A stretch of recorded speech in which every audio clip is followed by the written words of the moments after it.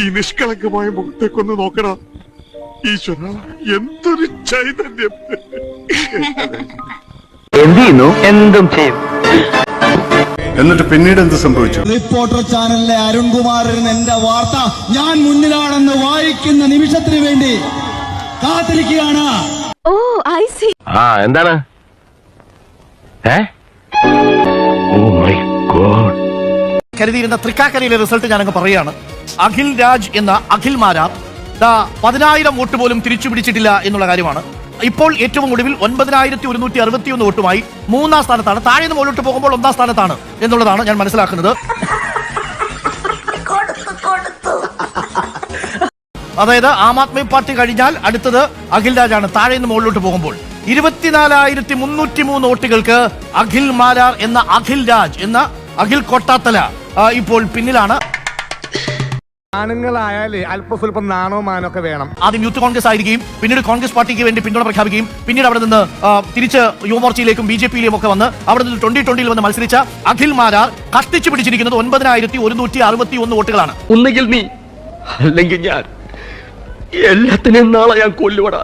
പറ്റിപ്പോയടാ. വേണ്ട വേണ്ട, നീ പലതവണ പറഞ്ഞതാ, കേട്ടില്ല. ഞാൻ 2 വാക്ക് സംസാരിക്കാൻ ഏറെ സ്നേഹത്തോടെ എന്റെ ജ്യേഷ്ഠ സഹോദരൻ എല്ലാ കാലത്തും എന്നെ ചേർത്ത് പിടിച്ചിട്ടുള്ള എന്തൊക്കെ ആവശ്യങ്ങൾ ഞാൻ നാട്ടുകാർക്ക് വേണ്ടി പറഞ്ഞിട്ടുണ്ടോ അപ്പോഴൊക്കെ മെസ്സേജിനൊരു റിപ്ലൈ പോലും തന്നില്ലെങ്കിലും ആ നിമിഷം തന്നെ അതിനുള്ള പരിഹാരം കണ്ടെത്തിയിരിക്കും. നിങ്ങൾ ആരാ? അതിനകത്തൊരു ആക്കലുണ്ടല്ലോ. അത്രേ പറഞ്ഞുള്ളത് ഭാഗ്യം. ആരിവൻ കല്ലും തൂക്കി പോയിടുന്നോൻ പൈതൽ പോലെ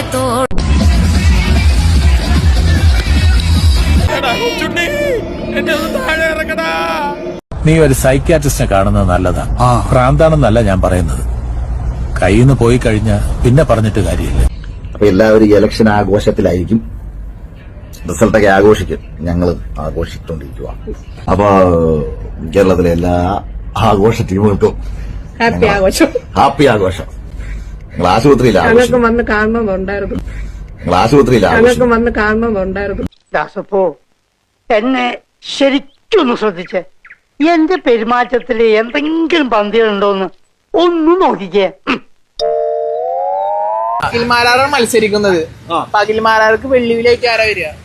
ഈ നാടാകെ അവന് വെല്ലുവിളിയാ. ഈ നാട് മൊത്തം അവനെതിരാ. അത്രേ പറഞ്ഞുള്ളത് ഭാഗ്യം. എന്ത് ക്വാളിറ്റി അവനുള്ളത്, എന്ത് രാഷ്ട്രീയം ഉള്ളത്? ഇടതുപക്ഷ രാഷ്ട്രീയം ഉണ്ടോ, വലതുപക്ഷ രാഷ്ട്രീയം ഉണ്ടോ, അല്ലെങ്കിൽ മിഡിലായിട്ട് നിൽക്കുന്നുണ്ടോ? ഒന്നുമില്ലല്ലോ.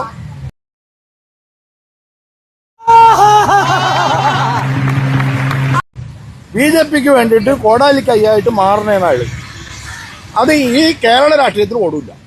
അതാണ് അഖിൽമാരെ കുറിച്ച് എനിക്കുള്ള അഭിപ്രായം. തൃപ്തിയായി സാറേ, എനിക്ക് സന്തോഷായി. ഇപ്പോഴെങ്കിലും സാർ ഇത് ചെയ്തല്ലോ. ഞാൻ പോകുന്നു. Bye bye. ഇനി ഞാനിവിടെ നിന്ന് ഡയലോഗ് പറഞ്ഞ കരഞ്ഞു പോകും. ഉസ്മാനെ രക്ഷപ്പെട്ടോ.